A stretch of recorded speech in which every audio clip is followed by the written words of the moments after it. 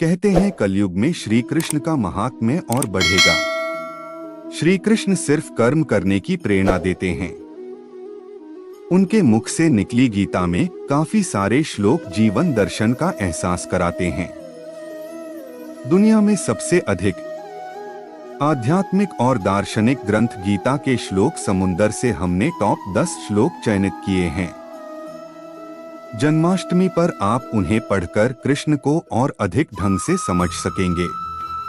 कर्मण्येवाधिकारस्ते मा फलेषु कदाचन मा कर्मफलेतुर्भूर्मा ते संगोस्त्व कर्मणि। द्वितीय अध्याय श्लोक 47। अर्थ कर्म पर ही तुम्हारा अधिकार है, कर्म के फलों में कभी नहीं।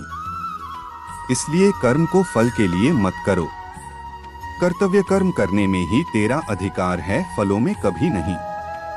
आथ तू कर्मफल का हेतु भी मत बन और तेरी अकर्मण्यता में भी आसक्ति न हो। हतो वा प्राप्यसि स्वर्गम जित्वा वा भोक्ष्यसे महिम। तस्मात् उत्तिष्ठ कौन्तेय युद्धाय कृतनिश्चय। द्वितीय अध्याय श्लोक 37। अर्थ यदि तुम अर्जुन युद्ध में वीरगति को प्राप्त होते हो तो तुम्हें स्वर्ग मिलेगा, और यदि विजयी होते हो तो धरती का सुख पा जाओगे। इसलिए उठो हे कौन्तेय अर्जुन, और निश्चय करके युद्ध करो।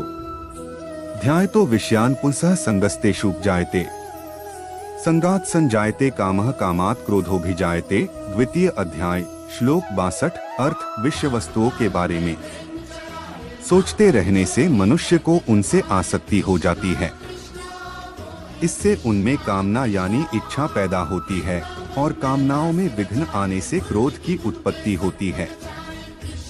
इसलिए कोशिश करें कि विषयाशक्ति से दूर रहते हुए कर्म में लीन रहा जाए। क्रोधात् भवति सम्मोह, सम्मोहात् स्मृति विभ्रम, स्मृति भ्रंशात् बुद्धिनाशो, बुद्धिनाशात् प्रणश्यति। द्वितीय अध्याय श्लोक 63। अर्थ क्रोध से मनुष्य की मति बुद्ध मारी जाती है, यानी मूढ़ हो जाती है, कुंद हो जाती है। इससे स्मृति भ्रमित हो जाती है। स्मृति भ्रम हो जाने से मनुष्य की बुद्धि नष्ट हो जाती है, और बुद्धि का नाश हो जाने पर मनुष्य खुद अपना ही का नाश कर बैठता है। यद्यदाचरति श्रेष्ठस्तत्तदेवेत्रो जन स यत् प्रमाणम कुरुते लोकस्तदनुवर्तते।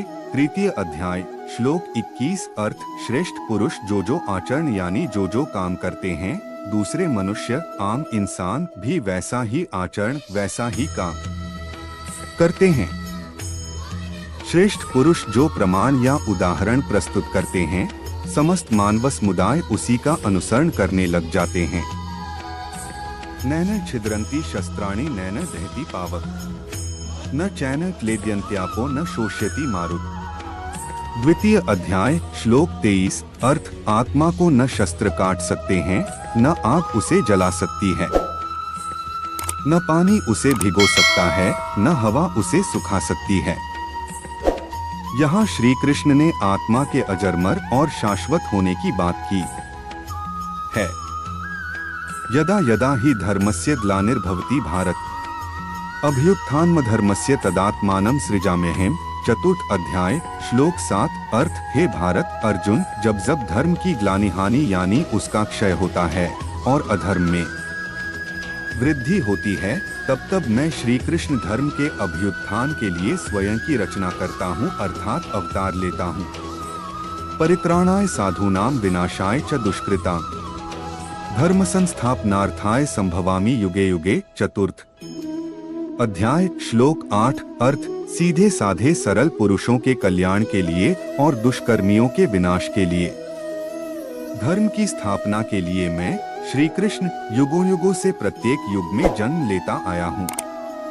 श्रद्धावान लभते ज्ञान तत्पर संयतेन्द्रिये, ज्ञान लब्ध्वा पराम शांतिम चिरेणाधिगच्छति। चतुर्थ अध्याय श्लोक 39। अर्थ श्रद्धा रखने वाले मनुष्य, अपनी इंद्रियों पर संयम रखने वाले मनुष्य साधन पारायण हो अपनी तत्परता से ज्ञान प्राप्त करते हैं, फिर ज्ञान मिल जाने पर जल्द ही परम शांति को प्राप्त होते हैं।